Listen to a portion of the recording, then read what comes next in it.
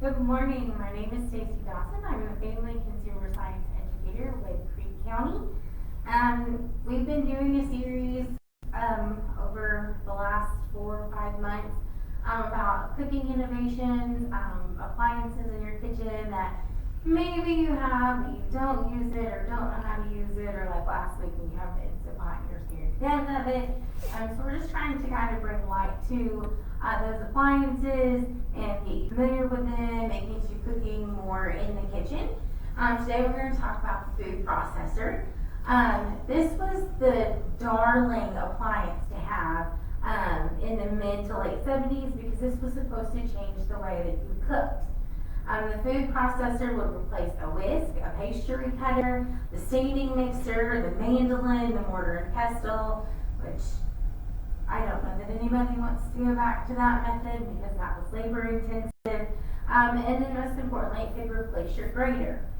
The task that the processor performs is kind of mundane, but that's kind of what cooking was mostly about. The difference between this kind of made the difference between having to strain and cut up your hands and do different things manually. This kind of took the place of that and made it a whole lot easier to do some of those mundane tasks, as they would call them. Because you could just throw things in the machine and then it would just shred your fruits and vegetables for you. So you weren't having to do that. You weren't having to spend hours like I did on sweet potatoes when we did the Instant Pot, because that was not a chore that I thought I was gonna have to do that day. So it did kind of change the way that you could do that. And you could correctly say that the blender can do a lot of those tasks as well, but it can't do all of them because the blender is mainly used for liquids. So they're similar, but they're definitely not the same. They can do some of the same tasks. The recipe that I'm doing with you today, I've done this in another place, and we got there, they told me they had a food processor, and the food processor didn't work, but the blender did, so we did it in the blender. So you can use them kind of sort of interchangeably, but this one can do a whole lot more things that your blender can't do, mainly because your blender is made more for liquids. And I will say the blender, it couldn't quite get all of the chopping, and trying to clean out the blender was a disaster. So I don't recommend doing it in the blender, but I do know that you can do it. So because, like I said, it's mainly for liquids, so that was kind of the recent argument is if I have a blender, I don't need a food processor. Not necessarily. Some of the new food processors have a watertight seal on the top and the bottom so that you can puree liquids for soups and drinks, making the blender even kind of this, in some cases, is pushing the blender out for liquids. I still prefer the blender personally, but some people have even done away with the blender and use their food processor instead. Updated food processors from like KitchenAid and Cuisinart or similar places have innovative features that are nice, but they're not crucial because some of them have the blade for grating cheese. They have a dough blade. Sometimes they even have a dough setting. So if you're into making bread and stuff like that, and you have that setting on there, that's probably a whole lot easier than getting your tiny and heavy KitchenAid mixer out. Although I have a KitchenAid mixer, and I just think it makes a pretty tabletop thing. I'm like, look at it, it's so pretty. Not that that's what I ever use it for, though. It has a nesting and interlocking bowls of different sizes, and then they also could come with adjustable slicing discs, or discs that are of an unusual depth, and then some of them even have more specialized motors. So there's actually the basic model, which is probably more like this, but then if you really wanted to get carried away with it and do all kinds of fancy things in there, you could upgrade, because some of the newer models, you can literally do just about anything you want to do in them.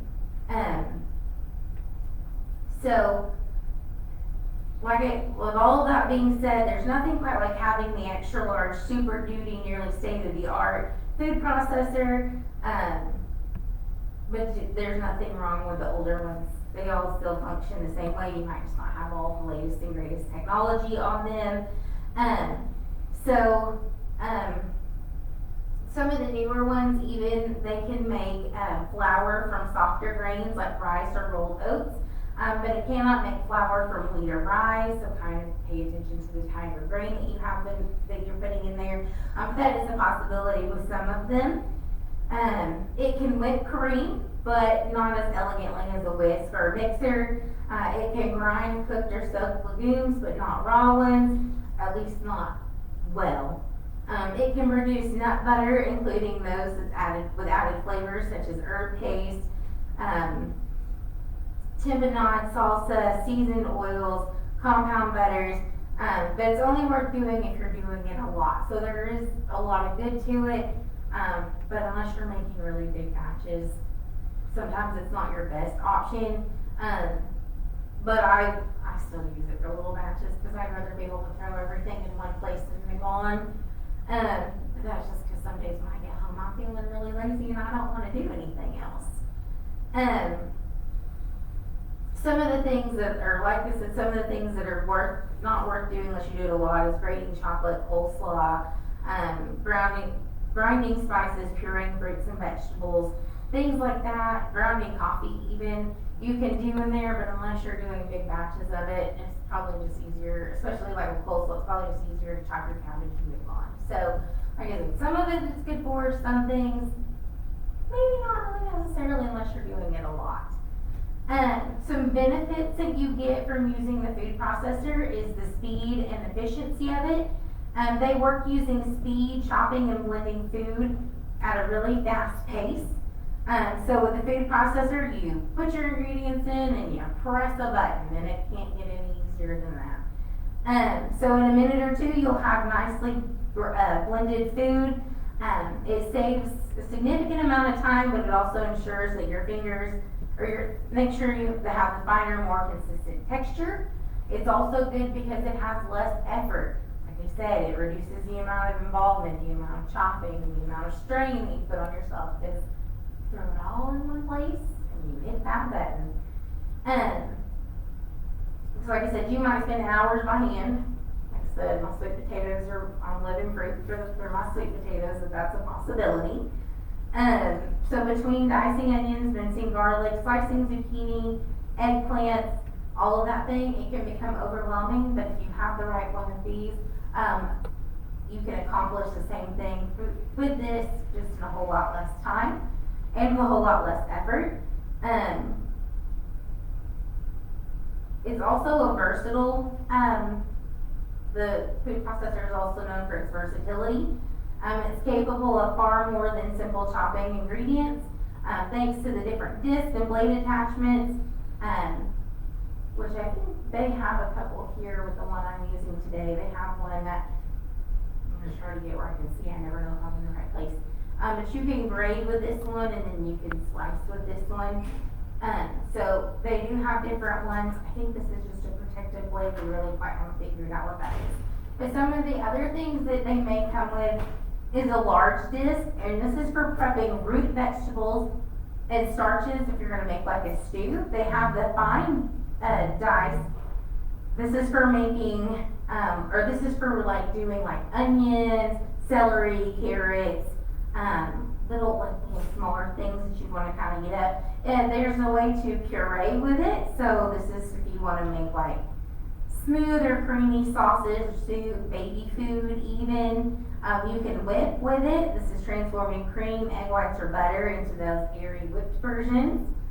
It's good for mixing, so for blending, if you want to blend some homemade veggies, if you want to make a hamburger patty, blend your meat up in there. You can emulsify with it, and that's where we combine liquids for homemade vinaigrettes or mayonnaise. That's what we can do there. Mix, obviously, that's pretty good. What we're talking about is mixing, so blending your ingredients together. I think I already said that, but I'm just making sure. Slicing, so like I said, you can kind of slice with this one. So if you want to do your veggies or cheese, something like that. I don't know about earth and cheese, but you might do. Peeling, so for peeling potatoes, apples, or other produce items. And like I said, in some cases you may have this feature and it may have that attachment, but you can also knead with it. So if you want to make pizza dough, pasta, bread, something like that. It's also really good if you're on a specialty diet or looking to make healthier meals.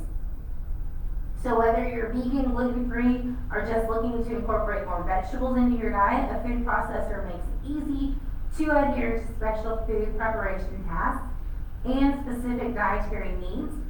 So, for instance, one significant advantage is the ability to grind up gluten-free flours, using the grains like rice, oats, or quinoa. The food processor can help you explore plant-based alternatives to dairy-based like vegan, nut, cheeses, and butter. When it comes to maintaining a healthy diet, cooking at home is often the better option than ordering takeout. But most home cooks now working with fruits, vegetables, and healthy ingredients can be time-consuming. But with a high-quality food processor, you can turn vegetables into sauces or beans into a dip, or whole grains into bread in next to no time. It's also good for if you want to do some culinary exploration. So a food processor opens up a world of possibilities that might otherwise be too time-consuming or challenging without one.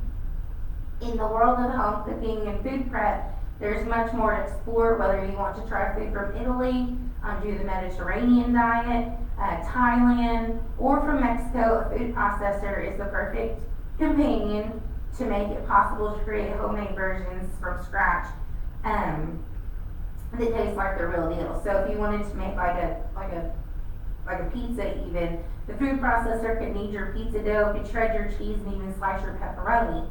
Other things that it could do would be to make an aioli or a Thai curry paste, or even make guacamole. So it gives you the freedom to start exploring different foods and doing different things, because it can save you time. It is a whole lot less effort, and when you go and you do a lot, sometimes we like those time-saving things, but still the flexibility to try something new, do something new, be introduced to new foods.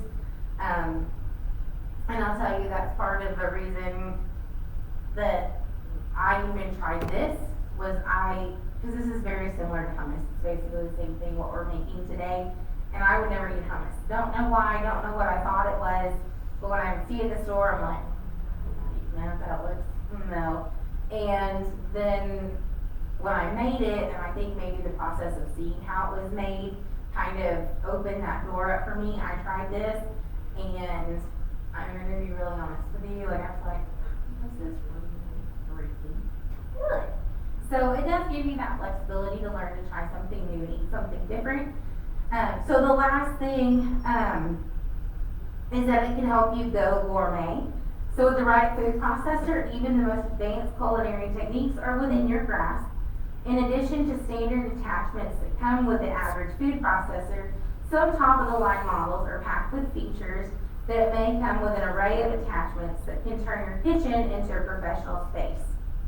This can include the vegetable peeler disc, which is capable of peeling up to 7 potatoes at a time, dicing kit for the greater variety of precision cuts, there's a 3 feed chute option for every shape of food, the heavy-duty induction motors capable of handling the toughest of jobs, a variable slicing disc that lets you choose the thickness of your slices.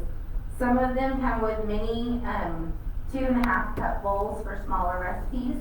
Some have the dough blade, as we talked about. Some have a julienne disc used to cut food into long, thin matchsticks.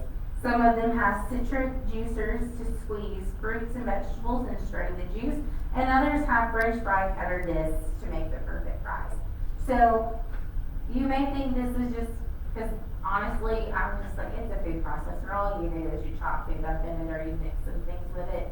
I didn't know until I started looking into this how much you could really do with it, how much time you could save with it, and effort even, because like I said, if I could do this instead of spending hours shopping, this would be the option I would take.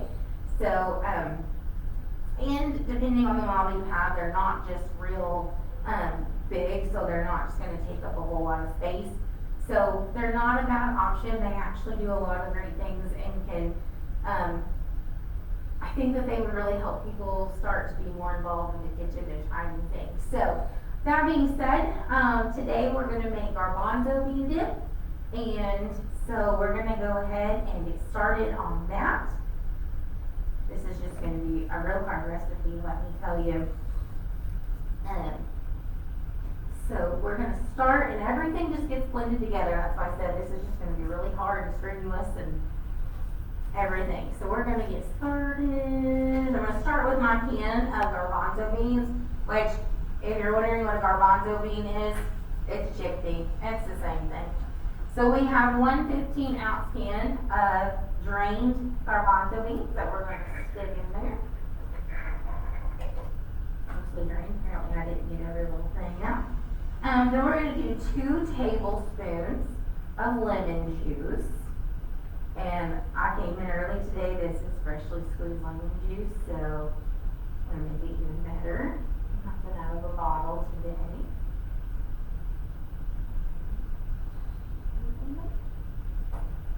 Alright, the next thing is we're going to do 2 tablespoons of water. And we're going to see just how graceful I am today to see if I can do this without making a really big mess. And if we do, maybe Cheryl will let me come back next month. Alright. That looked way better than I thought. Alright. Then after that, we need 1 tablespoon of olive oil.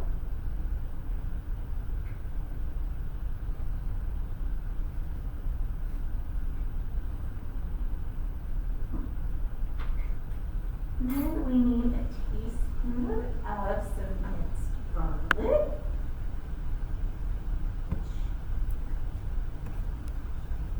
See if I get the lid on.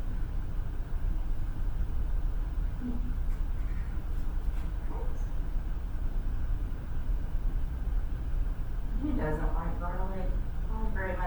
My grandmother used to add garlic to everything. And she was like, I'm not keeping the vampires away. That was always the running joke in her house. I'm just keeping the vampires away. And then a teaspoon of cumin, which I'm going to do this way.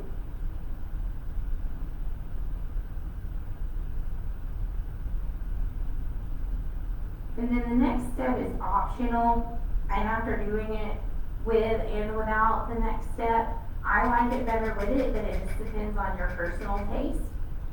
But the next step is to add, it says 1/4 of a teaspoon of oregano, but sometimes with seasoning, I like to go until my insides tell me to stop. But I'll just add a little dash of it today. We'll just add a little bit in there. I think it tastes a little better with it. But like I said, that part is totally optional. So we're just gonna close this. And then you have settings for high, low, and then they have a pulse setting usually. For this, I prefer the pulse setting so that I can kind of, and for most things, just so I can kind of watch it, because sometimes I'm afraid if I just let it whirl and whirl and whirl, I'm just gonna do that. So I'm gonna do the pulse setting, and we'll just let that go a couple times.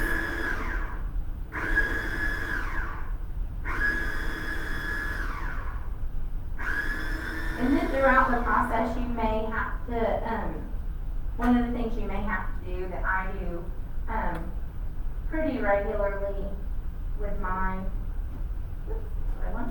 is you may have to go in and you may have to push it back down in there because it will swing it up on the side. So every now and then you may have to go through and poke it back down in there, which is fine. That's normal because there's a lot of spinning going on in there. So we'll just get that poked back down in there. It will pulse a little bit more.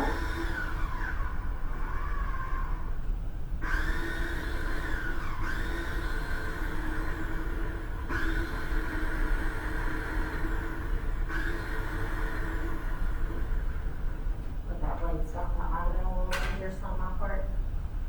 So then you should be right about, you may need a little more water, just depends, because it may get dried out a little bit. I kind of like mine a little bit chunkier like this, And maybe that's why I don't like just real, like true hummus, is because I don't like that kind of smooth, almost, to me, slimy-like texture. I kind of like this little bit of chunkiness. You can go longer if you want to. This is just about where I like mine, though, is kind of that texture, but by all means, if you like that smoother, keep going, keep pulsing, keep on whatever level you're on. I will say that the other really good thing that we liked about this recipe was we added salsa on top of it, and that just kind of even added a little bit more flavor and a little bit of a different flavor. It just kind of really took it over the edge, because there's not just a whole lot of seasoning here, so feel free to play with the seasonings as well. Like I said, if you're trying something new, if you're trying something different, you never know what you're going to try, but if you're involved in making it and you're trying it, you're going to eat it, you never know if you're going to like it, because that's how I ended up liking several things I had no idea that I thought I would like. So that being said, I think that we might try to get the recipe posted maybe in the comments later, so feel free to try it. But I hope that you've seen kind of the advancements and all the versatility that comes with the food processor, and you'll go use yours at home. Thank you.